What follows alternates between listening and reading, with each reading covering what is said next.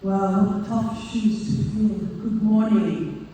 It's a big pleasure to be here. When I was told I have to represent my biggest mother and dearest sister, Dr. Joice Mijueu, she personally spoke to me, groomed me, and said, in that wonderful East African accent, "You must represent me well." I was shaking. I said, "Mama, I will do my best. So please permit me as I bring her speech to you. Imagine her. Is that okay?" So this is the keynote address by the former Vice President of Zimbabwe, our own dear mother and fellow Shiro, Mama Joice Mijueu, and I bid everyone here good morning to your excellencies, to our distinguished leaders and captains of industry, partners of this great Expo, honored investors, members of the diplomatic community, esteemed ladies and gentlemen, and sisters and brothers of this great continent.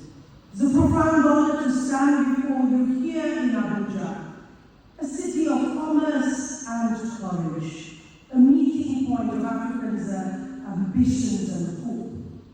I wish to extend my profound appreciation to Her Excellency, Dr. Maureen Tamaro, the Ambassador, the Group Managing Director of Abuja Investment Company Limited, and my fellow Shiro sister, for her outstanding leadership and gracious hosting of the Abuja Business and Investment Expo at here this Bola Ahmed Tinubu International Conference Center. And as the Expo concludes today, we look forward to the day's proceedings as we commend the AICL for this remarkable initiative fostering trade, partnership, and economic growth. I thank my sister, Dr. Maureen, and her entire team for recognizing that investment is not only about profit, it is about purpose. It is not just about counting the cost, but changing the cause. I have always believed in her, but now that she's holding the reins of such a powerful machinery as investment, it is now her time to rise, to shine and soar, for the sake of all fellow women of Africa. So thank you, Dr. Maureen. When we speak of investment, we must speak of women not as beneficiaries of goodwill, but as partners in prosperity and drivers of sustainable growth and architects of the Africa we all desire. I often say this: when you empower a woman, you empower the future in itself. I have had the privilege of traveling across the continent, from the highlands of Lesotho to the savannas of Nigeria, from Harare to Accra, from Dakar to Limo. I've seen one truth: the heartbeat of Africa is cupped in the bosom and the hands and the sweat of her women. Our women are the ones who rise before dawn to till the land, to manage the micro-enterprises that feed their families, to teach, to trade, to lead their homes, and increasingly to lead their nations. They are invisible engineers of social stability, and yet too many remain invisible in the corridors of decision-making, of finance, and innovation. Across the globe, the link between women's empowerment and national progress is proven. Where women learn, economies grow. Where women lead, societies heal. Countries that invest in women's education and participation, it is proven they have higher GDPs, growth, they lower poverty rates, and they have more resilience in their societies. So here we have presented before us today a true story, not a Netflix or Amazon Prime production, but one where our reality lies before us. Do we have a challenge or a chance?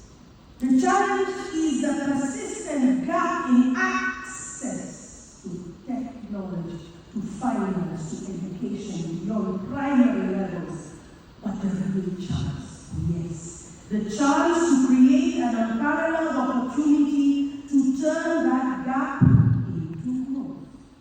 Africa holds the greatest opportunity of all because our population is young, it's creative, it's resilient. Our progress will depend on whether we unlock the power of our women or throw away the key as soon as we cross the first few hurdles of perceived progress. What will we do? Our continent's greatest untapped resource is not oil. Bear with me. It's not diamonds. Bear with me, East Africa.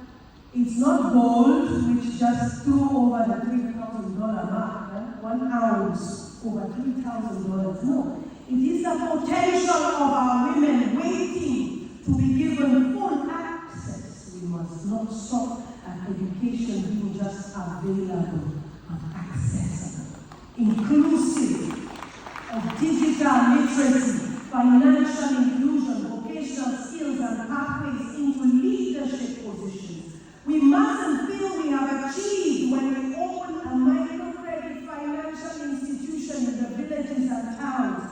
Women need venture capital, land ownership title deeds, seats at policy tables with the keys to those instruments that shape economies, not just crumbs that form a light bread meal for survival. We must invest beyond money. Investment, my friends, is not merely transactional. It is to be transformational. It is a statement of faith in human capacity. When we invest in women, we're not doing them a favor. We are doing the smart things for our economy and the right thing for humanity. An empowered woman educates her children, strengthens her community, and sustains her nation.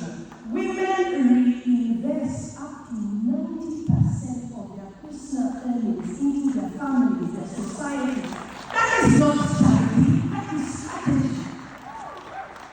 But empowerment alone is not enough. Education alone is not enough. We must now talk about access. Access to capital, access to land, to digital technology, to leadership tables, because access is the bridge between empowerment and the actual participation, which we are so often denied. And the pathway to access is found in the systems, in the laws, legal structures, and networks that allow women to thrive, which form the infrastructure we need for the next level of development in Africa. So now let's get practical. Let's look at Namibia, a beacon of progress. Allow me to salute one remarkable example in Namibia where women have broken through, just like my big sister here, Dr. Macaulay, through the ceilings of leadership with grace and competence. Namibia is now boasts, as we know, of 3 outstanding women leaders occupying the top 3 highest positions of governance. An all-women tag team, Her Excellency President Netumbo Nandi-Ndaitwah, Prime Minister, Vice President Lucia Witbooi, and the Speaker of the National Assembly, Sarah Kumulewa. They are women who are leading their nation with integrity, intellect, inclusion. That's just an example. Just like what has happened that my big sister here from the transport industry said about FCC, there are women now being put into position. Their presence at the helm of power, it shows what happens when empowerment is followed by access. When education meets opportunity. Namibia reminds us that women's leadership is not an exceptional thing, it's an essential thing. Across the continent now, the proof is everywhere. In Rwanda, women make up 60% of parliament. Here in this great nation of Nigeria, in Kenya and South Africa, women-led startups in fintech, health, agribusiness, it's reshaping what innovation really means. And in my country, Zimbabwe, remember, that's who I am. Women's cooperatives are revitalizing rural economies. economies through agriculture and trade. And this is a personal message from Mama Joice. If you come to Zimbabwe, I will take you to my big farm, and you will become a farmhand for one day and be fulfilled for a life. That's so Mama. These stories tell us something powerful. When women rise, nations accelerate. It's important. And so here I wish to give a word of gratitude and challenge, and I must acknowledge and thank the presidents of the great Republic of Nigeria, Ghana, Tanzania, Ethiopia, and indeed many others, for the freedom and legal space they have given to women to advance. But I must say this with honesty and conviction. Women need to be told that they are free. Too many have lived under suppression for so long that they do not even realize the power they now hold. Freedom is not only about making policies, it's about your perception. After empowerment, after education, after legislation comes realization. We must awaken women to know. Women, you are now free to lead. I release you to innovate, to claim your space, to define your destiny, because an open door means little if no one knows to walk through that door. So what is next for Africa? Yes, they can boast. We have empowered. We are here, aren't we, women? We have empowered, we have educated. Now we must enable. We must create an ecosystem, financial, legal, and technological trilogy that ensures women can move from potential to power. Investment must carry conscience as well as commitment. Governments must budget, not for money, but for inclusion. It must be written as a budget. And banks must design instruments that reach women without impossible collateral. We know about that. Investors, when big he for she's, especially here in this FCT of Abuja, must begin to see women not as a risk. We're not a risk, but we are your return on investment. That is what Africa needs.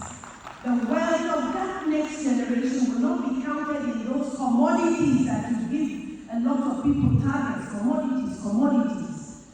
It will be measured by the capacity of our women to create value for you. So, my brothers and sisters, the future is calling us, but it has a woman's voice. It is the voice of the teacher in Kaduna, the innovator in Nairobi, the farmer in Mazingo, and the nurse in Accra, the policymaker in Addis Ababa, and my dear president and big sister in Zimbabwe. If we listen, if we invest, if we open the gates of access, Africa will not just rise, she will lead. It's what we have to get to. So let us invest not only in what we can count, but truly in what counts. Let us invest in women not because they need help, but because the world needs what we have to offer. Because the future of Africa and indeed the world is not just about profit margins, but about transformed minds. We must now carry a moral and a strategic conscience which doesn't smile because we are philanthropic, but it carries foresight. Remember, to our men, our he for she's, you are a continent of power. But you cannot fly with the strength of just one wing.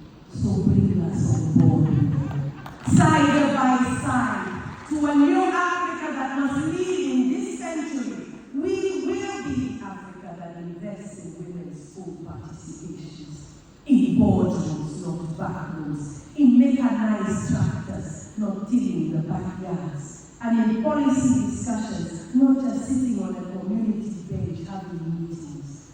We must be a clarion call now to action, to all our investors and policymakers and visionaries in Abuja. I challenge us to redefine investment today. Create a white paper, making investment become a seed for transformation, not just for the rich. concern that you would count. What enabling environment can you create to give access to women without collateral couch in discrimination? And private investment looking at women as a separate niche market. It must be the backbone of your group. You are not just a side kick. So my brothers and sisters, the future is speaking to us, but it has that woman's voice. So let us sing the song. I was so excited when I heard the song